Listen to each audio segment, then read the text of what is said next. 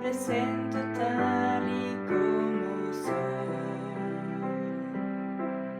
Mi pasado lleno de dolor, tu espíritu me levantó. Muchas veces intenté caer, pero aún así seguiste ahí.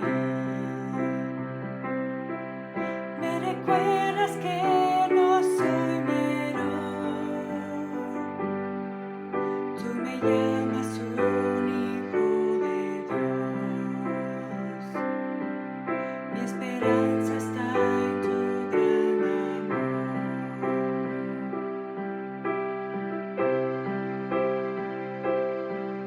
Tu gracia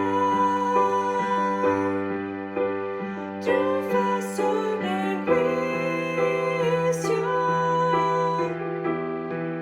más grande que el pecado. Tu amor no tiene fin. Tu bondad, Dios, me lleva a arrepentirme, a tu corazón,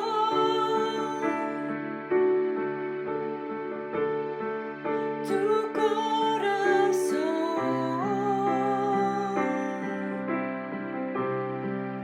Anhelo, Dios.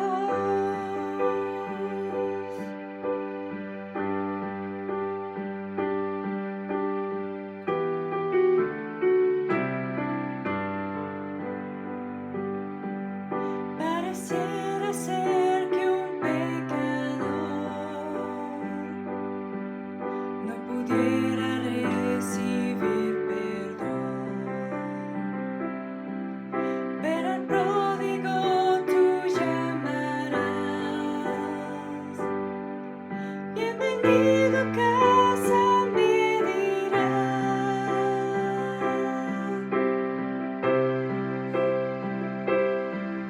Tu gracia triunfa sobre el juicio, más grande que el pecado. Tu amor no tiene fin. Tu bondad, Dios, me lleva a arrepentirme,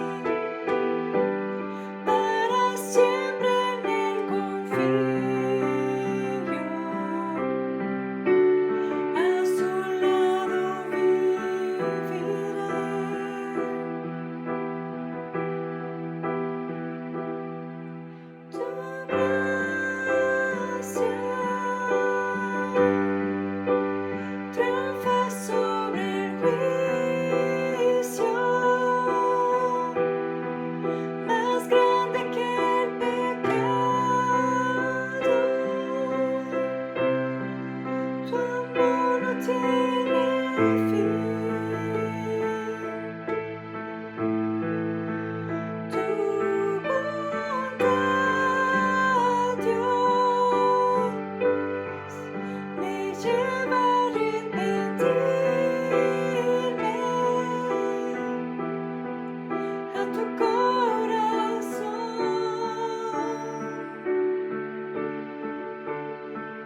tu corazón.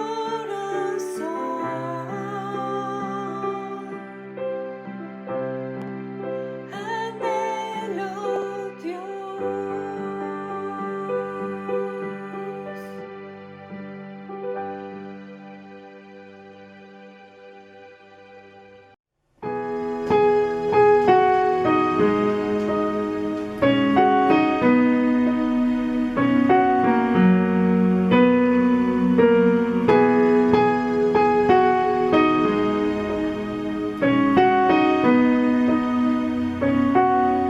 Profundo es el amor de Cristo, más que el infierno y la maldad. Dejó su trono y su gloria para traernos hacia Él. Más ancho es el amor de Cristo que el foso que nos separó.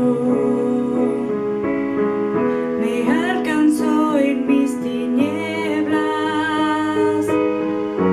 solo en Él hay salvación.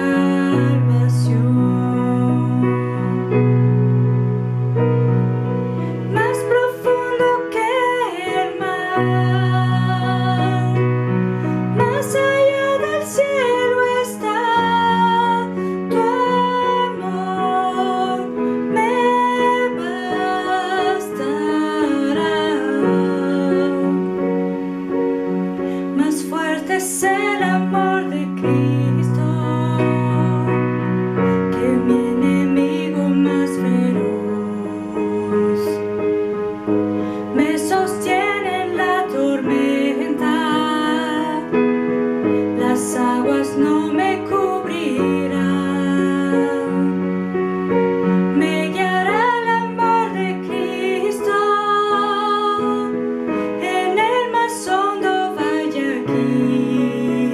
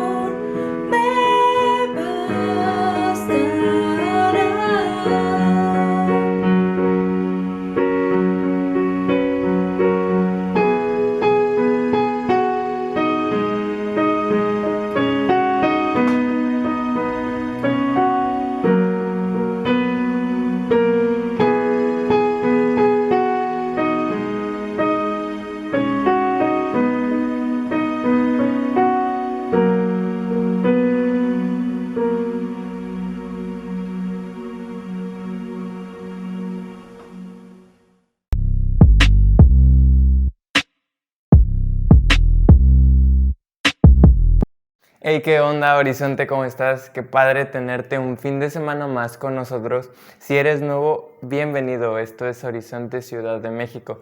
Sabes, tenemos algunos anuncios súper importantes para ti y queremos mantenerte lo más informado posible. El primer anuncio es recordarte que aquí en Ciudad de México seguimos en semáforo naranja. Así que por amor al prójimo, no salgas si no es necesario. Cuídate, aliméntate bien, haz ejercicio, recuerda lo que dice la Biblia. El prudente se anticipa al peligro y toma precauciones. El simplón avanza a ciegas y sufre las consecuencias. Proverbios 22:3. Como segundo anuncio, queremos recordarte y exhortarte de la lectura. Esto es de suma importancia para ti y para mí. Tenemos dos sugerencias. El primero es el libro de Guarda tu alma y la Biblia para todos los niños y la Biblia para todas las niñas. Estos últimos están de promoción en nuestra librería en tan solo 180 pesos mexicanos. Si te interesa, por favor, acércate a nosotros, escríbenos y te vamos a mandar el contacto. También queremos recordarte que si tienes hijos entre 4 y 11 años, recordate que tenemos Horizonte Kids, donde les van a enseñar palabra de Dios de acuerdo a su edad. Mira lo que dice Proverbios 22:6. Instruye al niño en su camino y aun cuando fuere viejo no se apartará de él. No olvides que ya tenemos número de WhatsApp donde estamos dispuestos a servirte y atenderte. El número va a estar aquí abajo en la descripción de este video. Como último anuncio, pero no menos importante, están las ofrendas. Recuerda que aquí en Horizonte ofrendamos por 3 principales razones: por adoración y amorosa obediencia, para ser partícipes de llevar el Evangelio a más personas y para mantener y sostener el lugar donde nos congregamos, así como las personas que en él trabajan. Si estás interesado en ofrendar con nosotros y no sabes cómo, por favor escribe aquí abajo en el chat o bien mándanos un correo. El correo va a estar apareciendo en la descripción de este video. Te dejo con nuestro pastor Eric Servín, que nos trae un mensaje increíble de parte de Dios. Iglesia, buen día.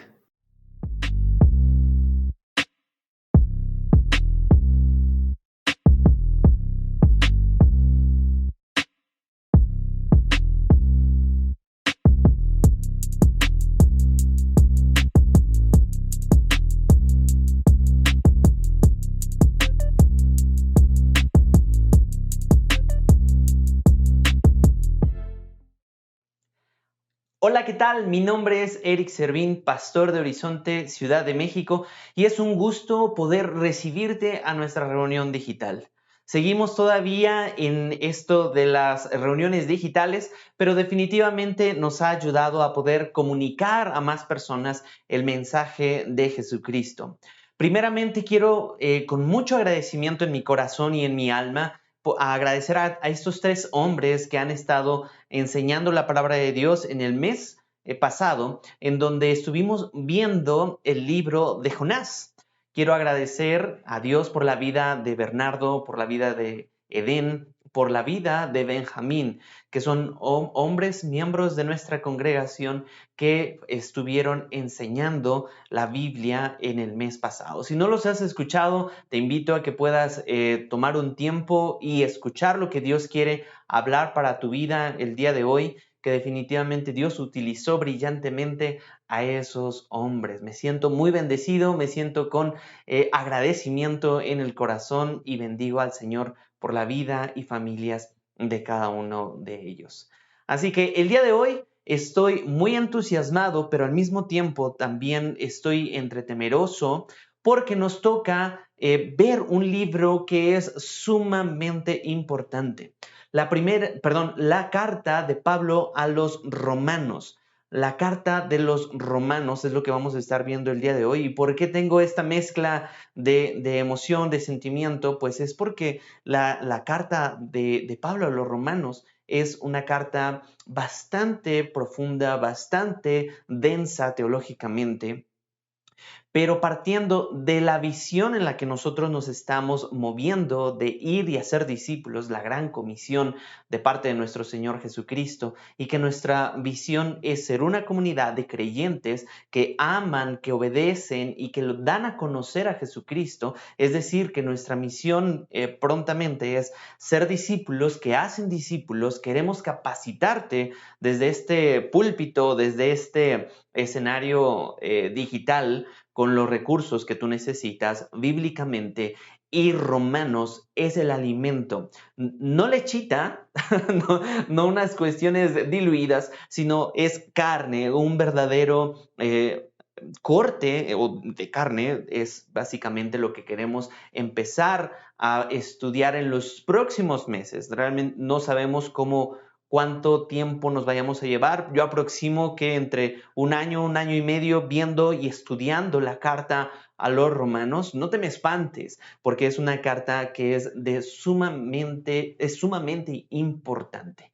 La hemos titulado esta gran serie como la magnitud del Evangelio. Para que te des una idea, la magnitud del Evangelio. Así que vamos a ver el día de hoy una introducción a la carta a los romanos. Vamos a orar, vamos a encomendarnos a las manos de nuestro Señor. Te invito a que cierres tus ojos, inclines tu rostro para poder orar. Señor Jesús, como lo mencioné hace un momento, me siento entusiasmado, pero también con un temor reverente ante ti, Señor, por exponer, predicar y que juntos como iglesia podamos estudiar este libro a los romanos, esta carta a los romanos, Señor. Danos gracia para poder recibirla, Señor, y te ruego que salves almas que no han sido sanadas por tu evangelio y que avives corazones de nuestra iglesia, Señor, de nuestra congregación, de nuestra iglesia local. Y si alguien más nos está escuchando que esté viendo y necesitando el mensaje de salvación, Señor, también te ruego que los bendigas y nos bendigas con el poder de tu Espíritu Santo, Señor, haciendo una transformación en nuestra alma para que podamos ser individuos, que podamos ir creciendo y madurando a lo largo y ancho del estudio de esta carta a los romanos, Señor. Ayúdanos a comprender la magnitud del Evangelio. Por amor a tu nombre, Señor, te lo suplicamos en el nombre de Jesús. Amén. Nuevamente, bienvenidos. El día de hoy estaremos iniciando la carta a los romanos que hemos titulado La magnitud del Evangelio, y hoy vamos a estar viendo la introducción. Así que, por favor, agárrate porque vamos a ver 5 puntos de este tema en el día de hoy, perdóname. Vamos a ver 5 puntos en esta predicación y el primero es Roma. Vamos a conocer un poquito acerca de Roma, la Roma antigua. El segundo punto es Pablo, conozcamos al autor de esta carta. El tercer punto es, pues, platiquemos un poquito a grandes rasgos de lo que es esta carta y cuáles son sus temas y cuándo se escribió y estas cosas. El cuarto punto es, vamos a definir algunos conceptos clave que vamos a ver a lo largo de la carta y que son importantes que los definamos desde el principio. Y por último, vamos a ver lo que se denomina en Horizonte la red, ¿sí? Recuerda, enseña y deja.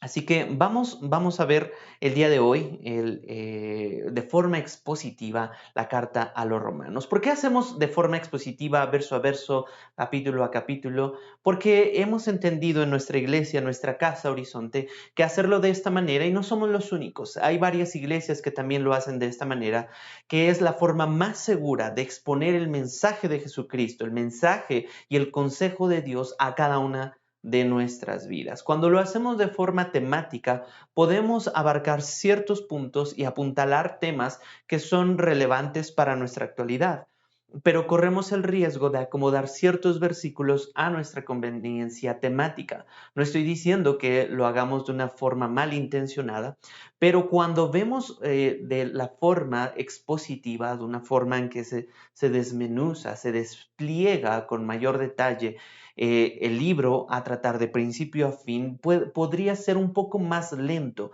pero estamos haciéndolo de una forma segura en la que el Señor habla a cada uno de nosotros para en el momento en el que lo necesitemos. Isaías 55, 10 y 11, recuerda que estamos migrando de la Nueva Traducción Viviente a la Nueva Biblia de las Américas. Esta Biblia tú la puedes conseguir en cualquier dispositivo electrónico si te bajas una aplicación, ¿sí? La Nueva Biblia de las Américas, la NBLA, que suena como la asociación de básquetbol, pero no, la NBA, no. Es la NBLA, Isaías 55. Y acompáñame en tu Biblia, por favor, Isaías 55, 10 y 11. La palabra de Dios dice así respecto a esta serie de expositiva. Porque como descienden de los cielos la lluvia y la nieve, y no vuelven allá, sino que riegan la tierra, haciéndola producir y germinar, dando semilla al sembrador y pan que come, así será mi palabra que sale de mi boca, dice el Señor. No volverá a mí vacía sin haber realizado lo que deseo y logrado el propósito para el cual la envié. Es maravilloso que nosotros podamos ver este tipo de versículos porque Dios mismo está dando este versículo para que nosotros podamos entender que la palabra de Dios no es hueca, no está vacía.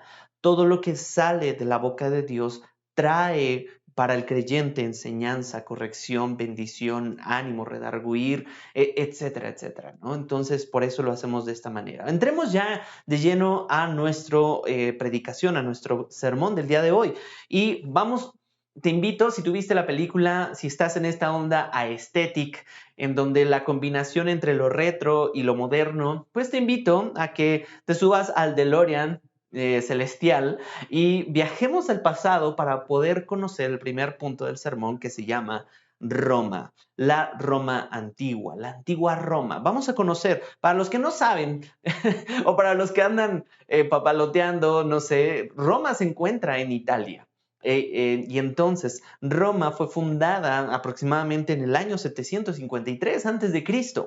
Antes de nuestra era fue fundada esta ciudad y tiene como peculiaridad la Roma antigua que su población era alrededor en la época de Pablo de una población de 1 millón de habitantes.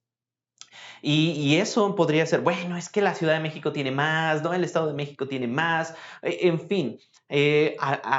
Actualmente en la modernidad hay muchas ciudades que tienen más de 1 millón de habitantes, pero para su época esa era la gran metrópoli. Era como el Nueva York del primer siglo y eso era importantísimo conocerlo. Sin embargo, la mayoría de la población era esclava. La mayoría de la población eran esclavos de guerra, esclavos negros y otro tipo de personas, pero en su mayoría eran de esa condición y era la capital de la República y del Imperio Romano de su época, que llegó a ser la primera gran metrópolis de la humanidad. Eso es lo que te estoy diciendo, es como la Nueva York de la era antigua, ¿sí? Era el centro de las civilizaciones antiguas más importantes. Tan importante que la antigua Roma influyó en la sociedad, influyó en la literatura, influyó en la arquitectura, influyó en la música, en la filosofía, en la gastronomía, en la religión y en el derecho incluso. La antigua Roma influyó en esto, en el arte, en muchas áreas en las que nosotros hemos visto el arte greco-romano, el arte, la arquitectura, la música, etcétera, la filosofía romana, la religión que en aquella época se extendió a lo largo y ancho de todo lo que se conocía en la antigua pues en el antiguo continente. Habían guerreros visionarios, ¿no? De ahí que se inspiraron la película de El Gladiador, Máximo. Entonces, habían guerreros visionarios, pero también habían famosos emperadores. Uno de ellos, que estuvo en la época de Pablo, pues fue Nerón. Y fue un hombre que al principio de su gobierno se presentó, sí, con un carácter moderado y prudente, pero conforme pasaron el tiempo, el poder lo enfermó, lo intoxicó y reveló un carácter despiadado y cruel. Incluso unos 60 años después del incidente del incendio en Roma, que fue durante el gobierno de Nerón, el historiador Tácito escribió algo muy importante al respecto.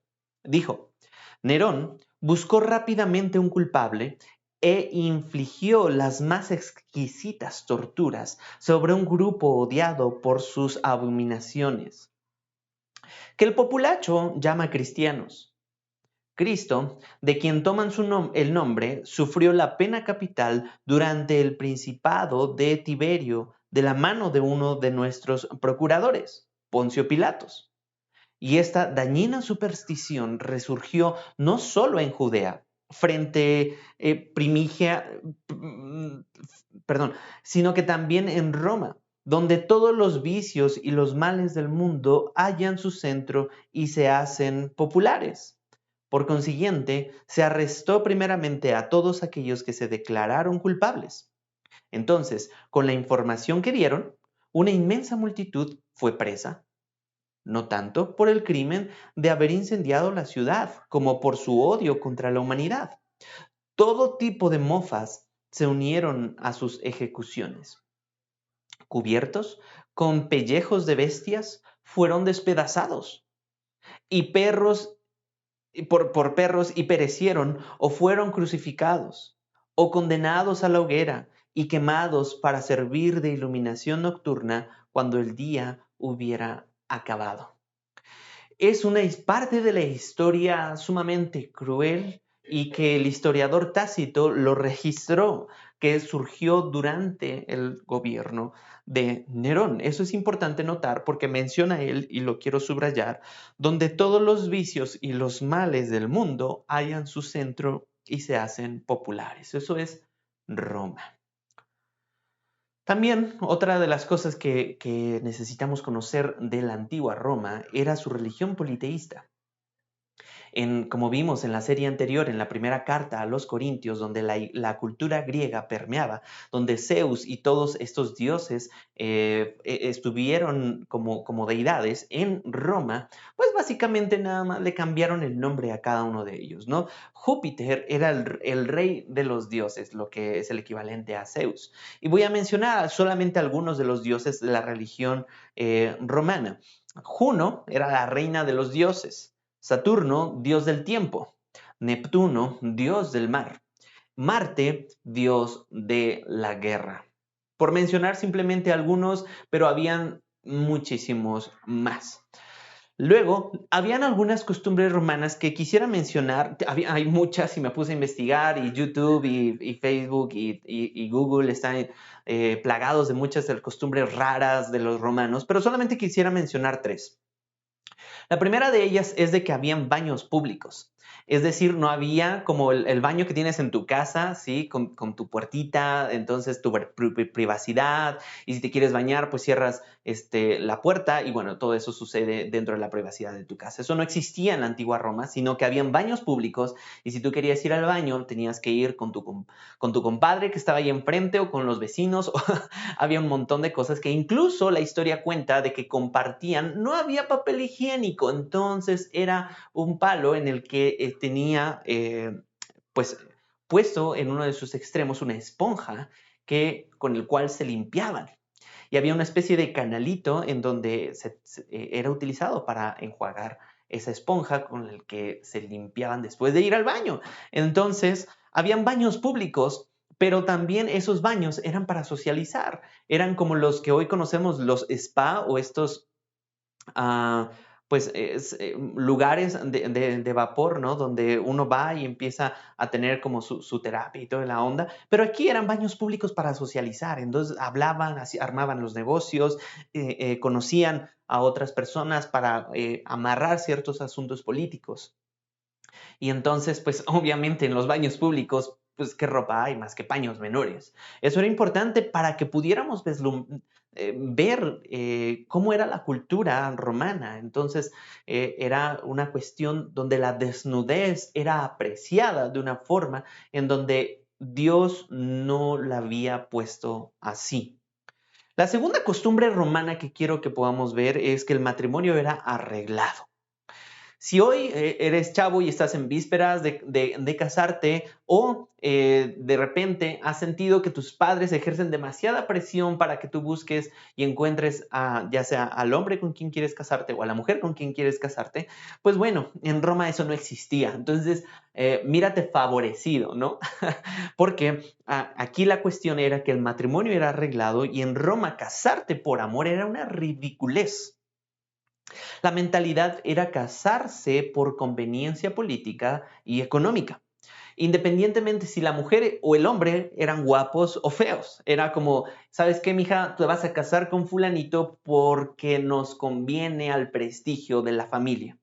Oye, papá, pero está re feo, ¿no? Oye, mamá, está X cosa. Mira, hija, aquí no tienes voz y mira, hijo, aquí te vamos a arreglar el matrimonio y es lo que le conviene a la familia económica y políticamente. Tener esposa, entonces, era para la vida pública, sencillamente. Qué feo suena eso, pero era una costumbre romana. Otra costumbre era de que la homosexualidad era un secreto a voces, ¿sí? Básicamente, todo el mundo sabía que el homosexualismo era un estilo de vida que deberían de haber proclamado, pero eh, pues permanecía secreta, por así decirlo, ¿no? La homosexualidad, tanto en personas de gobernantes como en la cuestión artística, como en todas las esferas del pueblo, del Estado, de la República, del imperio, se conocía de esa manera, ¿no? Teniendo sus amoríos en la cuestión homosexual y era parte de ese estilo de vida. Otra cosa era de que en urbanismo, ¿sí? Toda la construcción de las carreteras, Roma fue la ciudad con más carreteras y caminos de su era. Eso es importante. De ahí la frase que todos los caminos llevan a Roma. ¿La has escuchado? Que hoy se aplica metafóricamente, ¿no? Pero básicamente lo habían construido los gobernantes para que las demás personas pudieran llegar y ver su esplendor y ver la gloria de Roma. Entonces, eso es importante porque el 29 de junio del 2018, unos investigadores alemanes, ¿sí? De este asociación o de este llamado Movil Lab, crearon, ¿sí? Un algoritmo para confirmar todas estas carreteras y si esto era verídico. ¿Sí? Y era acertado. Y como resultado publicaron, tú puedes ingresar a esta página, Movil Lab, con doble O, y publicaron un mapa donde se observan alrededor de 6.713 caminos posibles a la capital de Italia. Eso es asombroso. Más de 400.000 caminos que llevan a Roma. Con razón, todos los caminos llevan a Roma. Tiene ahí su fundamento ese dicho. Y eso es asombroso. Pero adivina qué. No tan solo el urbanismo era impactante o era espectacular.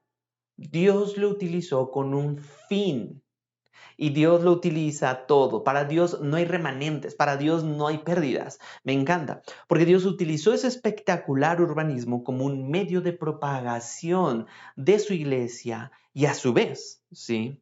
Para que favoreciera la divulgación de ese evangelio que es magno, es ese magno evangelio de Jesucristo.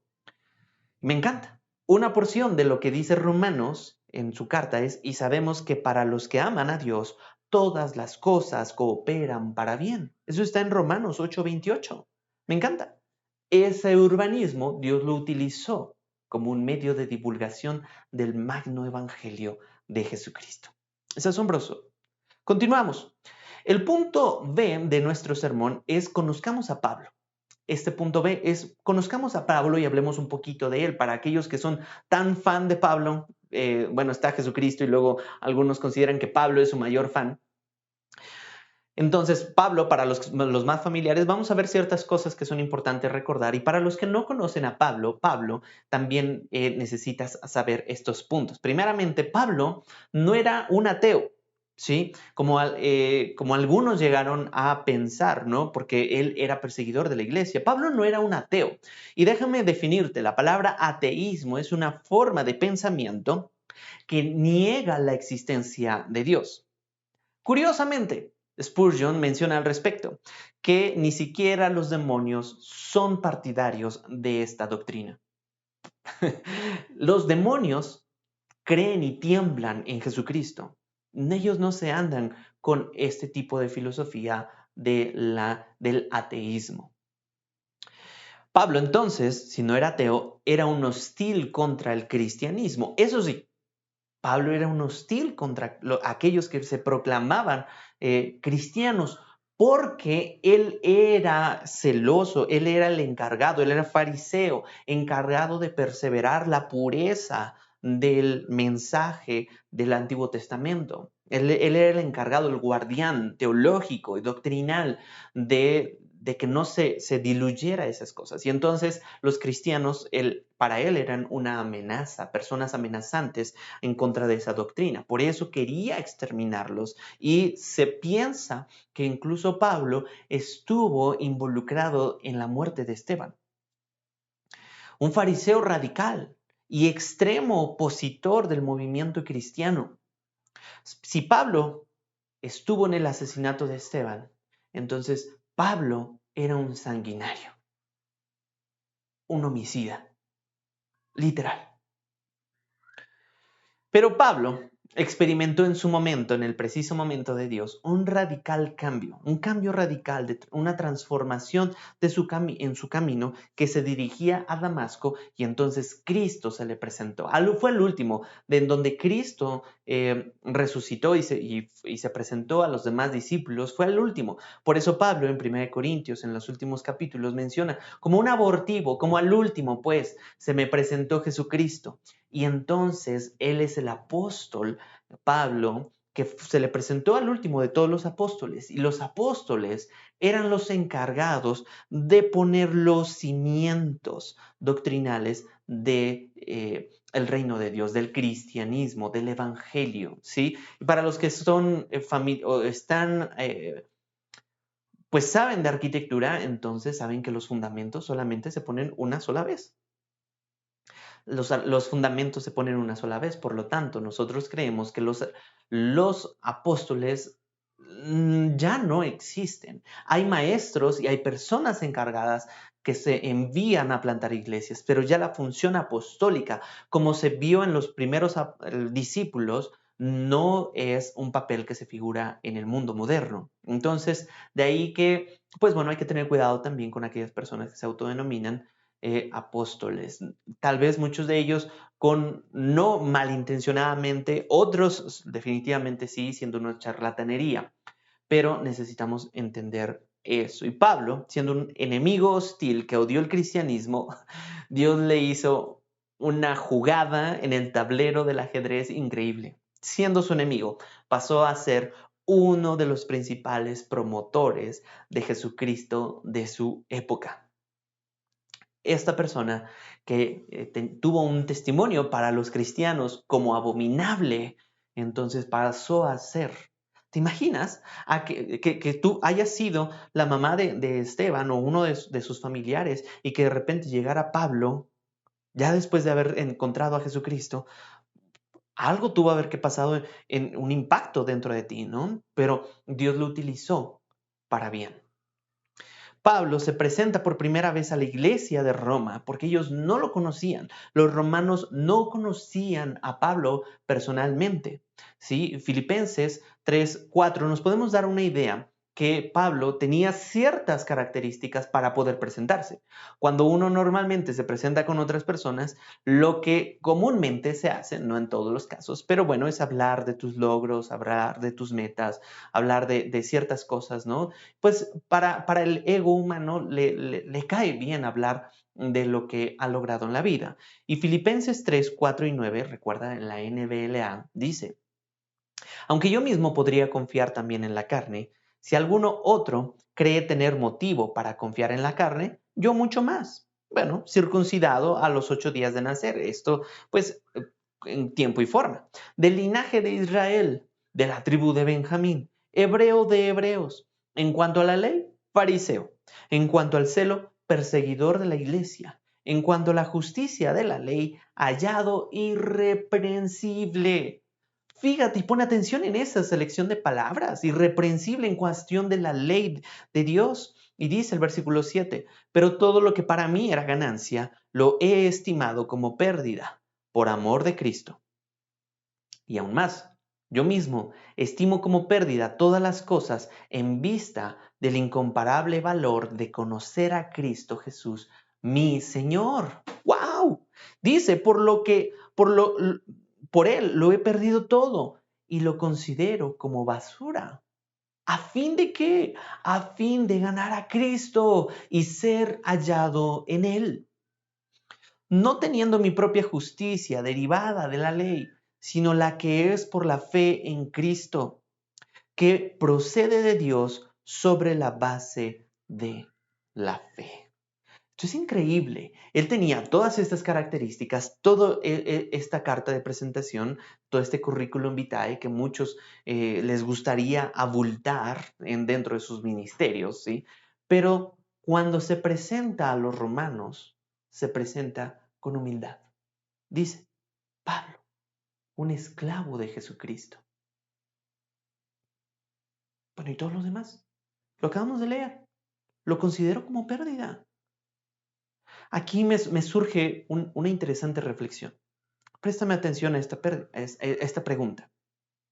Si todo lo demás Pablo lo estimó como pérdida y se presentó simplemente como un siervo de Jesucristo, nótese, un esclavo de Jesucristo, entonces, ¿qué pensamiento te describe mejor a ti? ¿Qué idea te describe a ti como persona? ¿Qué frase?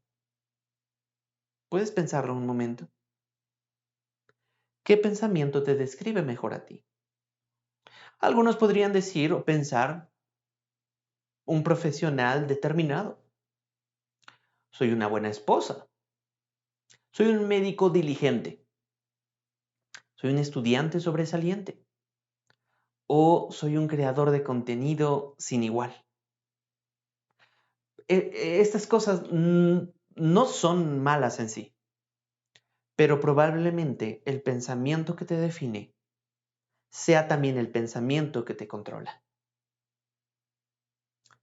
Y Pablo tenía menos que insípido todas sus credenciales que fueron fácilmente opacadas por la magnitud del Evangelio que lo vino a cambiar todo. Es interesante esa relación entre lo que pensamos y que determina quiénes somos. Y Pablo decía, yo quiero ser hallado en Jesucristo, quiero en conocer ese amor. Y Pablo tenía muy bien claro su identidad. Pasemos al tercer punto de nuestro sermón. Conozcamos la carta. Vamos a conocer esta carta a los romanos, que, bueno, para los que son Reina Valera se llama epístola, ¿no? Pero es lo mismo, epístola o carta. Y para los que son contemporáneos, que no tuvieron tanta relación con las cartas, pero que se las enseñaron en la escuela, o aquellos que son una generación menor, bueno, las cartas eran un medio de comunicación, lo que hoy podemos entender como el Gmail o todos estos correos electrónicos, o el Telegram o Instagram, o pues todos estos WhatsApp, medios de comunicación, Messenger, etcétera, etcétera, ¿no? Pero la carta tenía como fin comunicar algo. Y esta carta, la iglesia nos indica que estaba conformada, el destinatario a quien se la iba a enviar Pablo, o a quien se la envió, estaba destinada a personas judías y a personas no judías. Es decir, a cristianos judíos y a cristianos no judíos, a cristianos gentiles. ¿De acuerdo?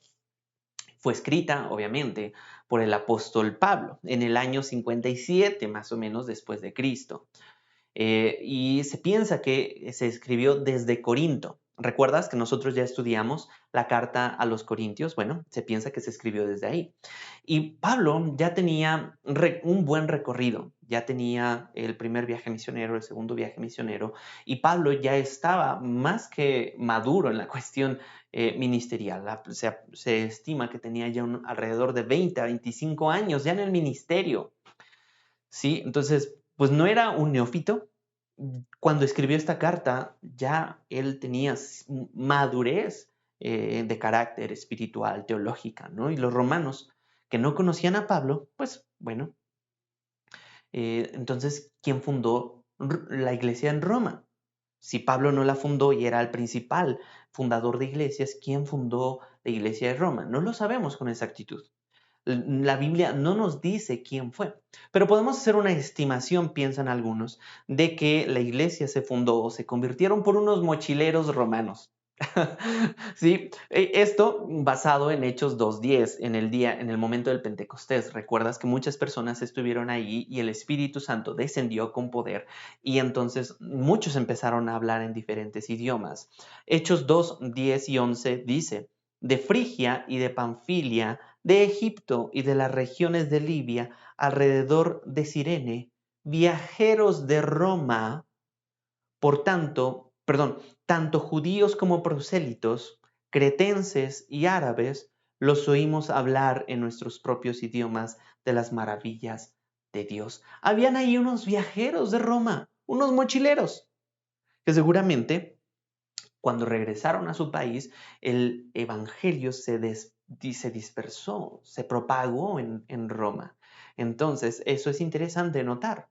Y Pablo, entonces, dice, dentro de toda su estrategia, que ya había recorrido todo el mar Mediterráneo, ¿sí? Y había llegado hasta Grecia, y se acuerdan que en 1 Corintios había dicho, voy a pasar por Macedonia y después voy a llegar con ustedes los corintios, y bueno, ese recorrido que iba a hacer en su viaje. Entonces, era estratégicamente para que el reino de Dios se desplegara hacia el occidente y que llegara a Roma Pablo y que fuera un punto estratégico para después moverse a España. Esto para la propagación del reino, para la propagación del evangelio. Romanos 15:19, Pablo nos deja ver algo bien interesante. Dice, con el poder de señales y prodigios, en el poder del Espíritu de Dios, de manera que desde Jerusalén y de los alrededores hasta el Lírico he predicado en toda su plenitud el Evangelio de Cristo. Es importante porque nos da a entender, Pablo en su sistema de transporte del primer siglo había abarcado toda esa región del Mediterráneo, desde Judea, ¿sí? Hasta Grecia, Macedonia, y ya iba a llegar a Roma, y pronto el Evangelio iba a llegar a España. ¿Cómo Pablo tenía toda esa facilidad, esa energía, esa determinación para poder compartir de Jesucristo?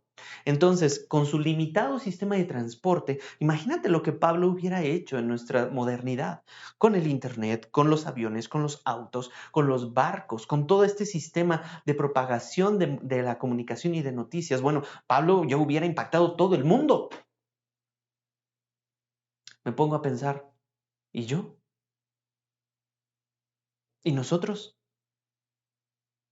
¿A quiénes estamos compartiendo con toda la plenitud del Evangelio de Jesucristo?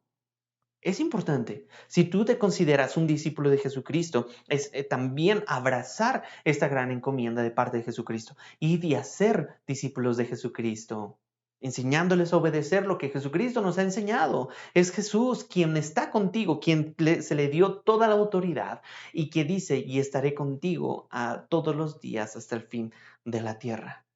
Conversemos de Jesucristo con otras personas. Pablo, o sea, en el siglo primero. Bueno, continuemos. La carta también tiene un versículo clave o versículos clave que son muy juntitos y están en el primer capítulo. En Romanos capítulo 1, versículos 16 y 17. Algunos creen que este es el corazón de la carta a los romanos, ¿sí?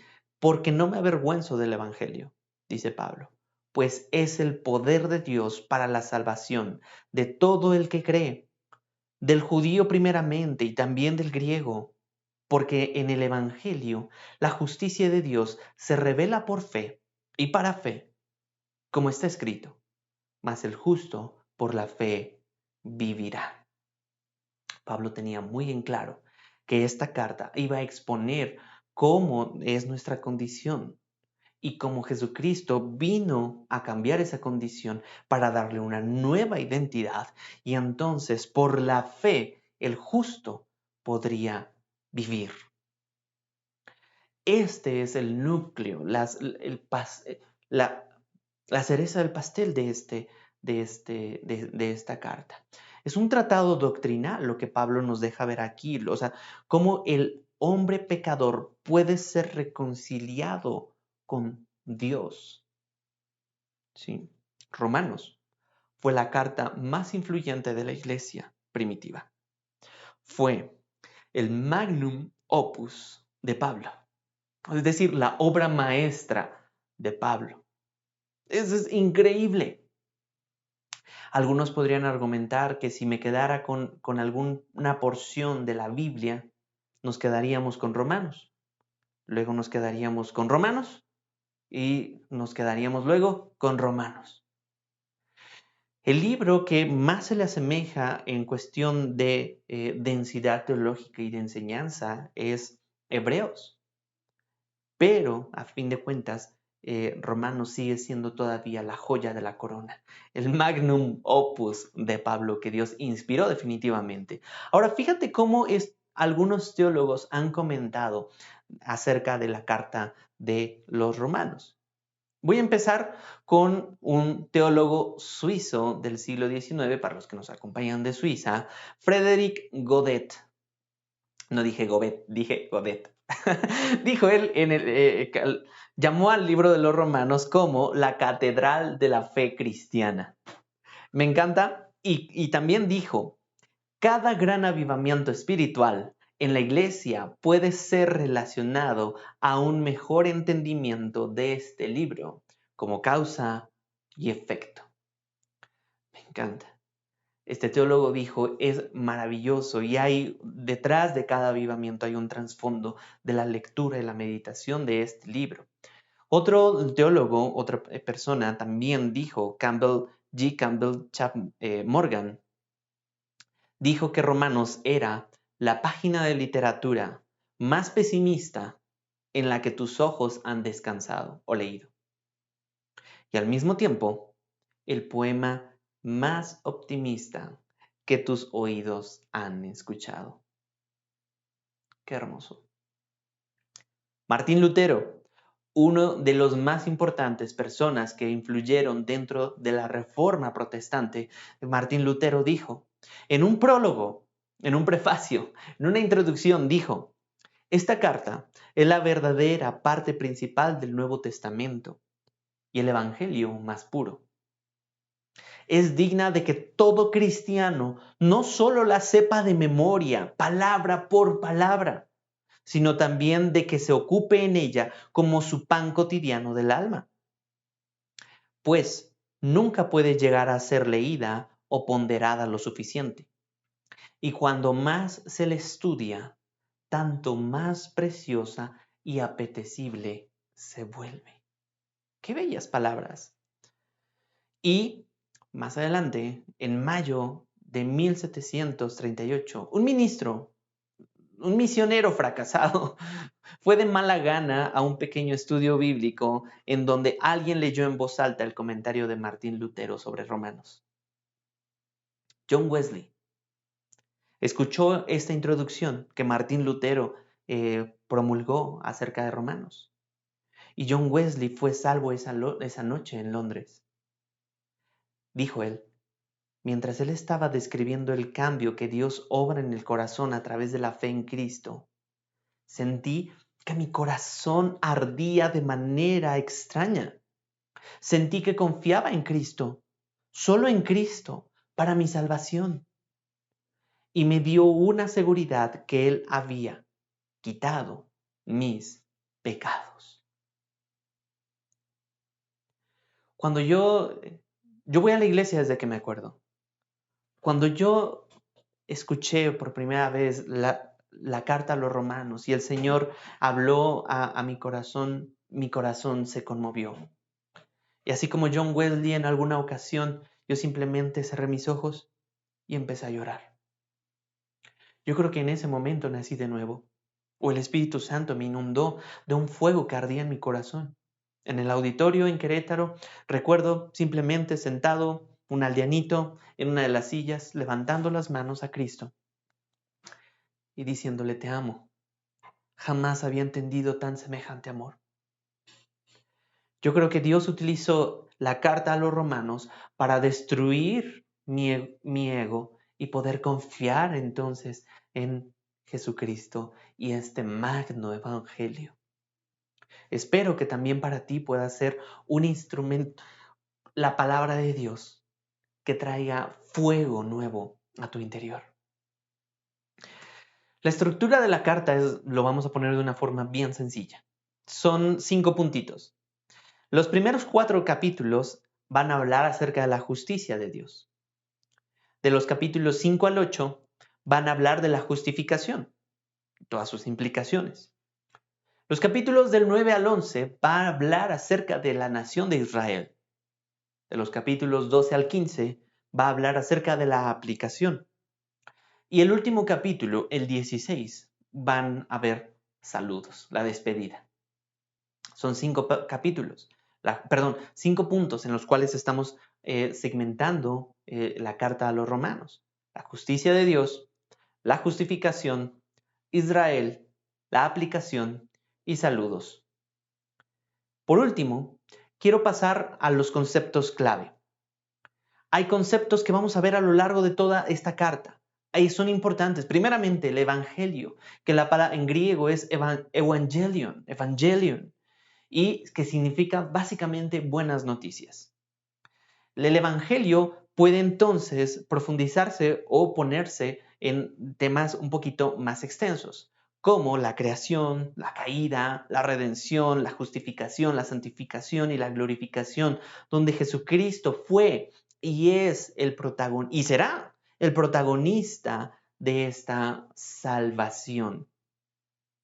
Evangelio entonces son buenas nuevas. Y para ver buenas noticias tenemos que tener malas noticias. Entonces es una mezcla. Tenemos que anunciar las malas noticias para que luzcan las buenas noticias, como en un paño oscuro aterciopelado que es oscuro y refleja o permite que la brillantez de un diamante pueda lucir espectacular. También vamos a definir lo que es el pecado y lo vamos a ver a lo largo de varios capítulos, varios versículos. Pero el pecado, ¿sí? Para el hombre posmoderno, con los que estamos nosotros viendo, básicamente el pecado significa errar en el blanco, ¿sí? Pero para el hombre posmoderno, eso no tiene ningún impacto, aunque sigue siendo la misma definición y que el pecado entonces es idolatría. Y para el hombre posmoderno, para las mujeres, los maestros, los filósofos, los arquitectos, los profesionistas, no tiene ningún tema con descartar la imagen tradicional de idolatría. Sí, en quitar imágenes, este es un tótem, este es un amuleto, este es un ídolo de piedra, de madera. No tiene ningún problema con quitarlos o con descartarlos. Lo que necesita el hombre posmoderno, como cualquiera de nosotros, incluido Zac Efron, es darse cuenta del significado del pecado. Cualquiera de nosotros. O Eloísa, o Ariana Grande, o Justin Bieber, o todas estas personas, ¿no? Fíjate lo que dijo Agustín. El pecado surge cuando los bienes menores se persiguen como si fueran los objetos más importantes de la vida. Si el dinero o el afecto o el poder se buscan en formas obsesivas, desproporcionadas, entonces se produce el pecado. Y el pecado se magnifica cuando por estos objetivos menores, no somos capaces de perseguir el bien más elevado y los mejores fines. Así que, cuando nos preguntamos por qué en una situación dada cometimos un pecado, la respuesta suele ser una de dos cosas. Ya sea que queríamos obtener algo que no teníamos o temíamos perder algo que ya teníamos. Según Timothy Keller, la definición del pecado, ¿sí? No solo es hacer cosas malas, ¿sí? Porque algunos cristianos piensan que eso es el pecado, simplemente hacer cosas malas. No, fundamentalmente es más bien hacer de las cosas buenas algo primordial. El pecado es construir tu vida y significado en alguna cosa, incluso una cosa muy buena, en lugar de hacerlo en Dios. Todo sobre lo que construimos nuestra vida nos manejará y nos esclavizará. El pecado es principalmente idolatría. Y Romanos 3:23 dice, por cuanto todos pecaron, ya definimos el pecado, y no alcanzan la gloria de Dios, están destituidos. Es importante notar eso. Es un término bien importante y nosotros compartimos esa mala noticia. Tú y yo somos pecadores. Los que están a tu alrededor son pecadores. Algunos ya fueron justificados, otros siguen hundidos en su pecado. La justificación es otro tema importante. Dios nos declara justos por la fe en Cristo delante de Él. Y la justificación es una condición legal que declara inocente a un culpable, como si nunca hubiera pecado y como si siempre hubiera obedecido. La justificación es un tema bien importante dentro de la magnitud del Evangelio, ¿sí? Justo por imputación, no por inocencia. Romanos 3:24 dice, todos son justificados gratuitamente por su gracia, por medio de la redención que es en Cristo Jesús. Es imputada, es otorgada por Cristo Jesús por medio de la fe. Otro tema que vamos a ver es la gracia. Y la gracia es la incondicional aceptación hacia una persona que no lo merece por alguien que no está obligado a hacerlo. En otras palabras, es decir, darle el bienestar que no merece. Romanos 5:17 dice, porque si por la transgresión de un hombre, por este reinó la muerte, mucho más reinarán en vida por medio de un hombre, Jesucristo, los que reciben la abundancia de la gracia y el don de la justicia. Tú y yo no merecíamos estos regalos de la abundancia y de la justicia. Tú no merecíamos ser salvados, pero Jesucristo nos lo dio. Él no estaba obligado a hacerlo, pero aún así por amor se realizó la gracia. La propiciación es otro tema también importante. Poner un sustituto para remover la culpa del pecador frente a Dios. Es básicamente la propiciación. La ira de Dios que nosotros merecíamos ha sido absorbida por Cristo en la cruz del Calvario. Romanos 3:25 dice, a quien Dios exhibió públicamente como propiciación por su sangre a través de la fe, como demostración de su gracia, de su justicia, porque en su tolerancia Dios pasó por alto todos los pecados cometidos anteriormente. La santificación es ese proceso progresivo de conformación del creyente a la forma de Cristo. El pastor Quique Torres, cuando enseñó la carta a los romanos en la ciudad de Querétaro, mencionó algo bien interesante. Dijo, no hay nada que puedas hacer o progreso que puedas alcanzar cambiando tu forma de hacer. Necesitas cambiar de lado al suyo y no mejorar el tuyo.